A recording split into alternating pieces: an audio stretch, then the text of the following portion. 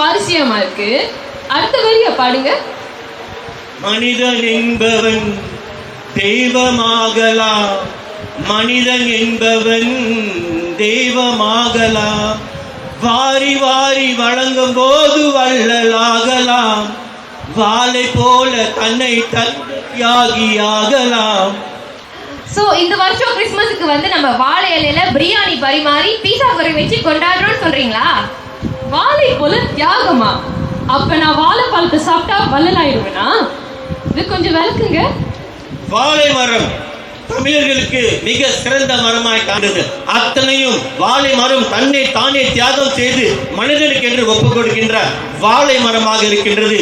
அது பொழுது அவருடைய ஒவ்வொரு அவயங்களும் ஒவ்வொரு அங்கங்களும் சிலுவையில் அறையப்பட்டது. உச்சம் தலை தொடங்கி உள்ளங்கால் வரை இயேசு கிறிஸ்துவின் சரீரத்தின் பாடுகளை நாம் அறிந்து கொள்ள வேண்டும்.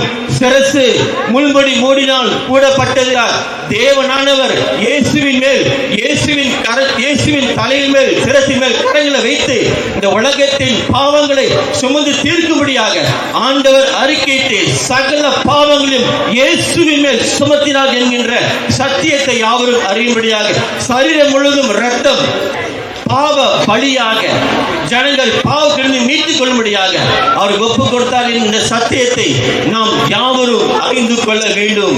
வாழை மரம் போல் இயேசு கிறிஸ்து நமக்காக சிலுவையிலே தன்மை தாமே தியாகம் செய்து இந்த உலகத்தை மீட்டுக் கொள்வதற்காக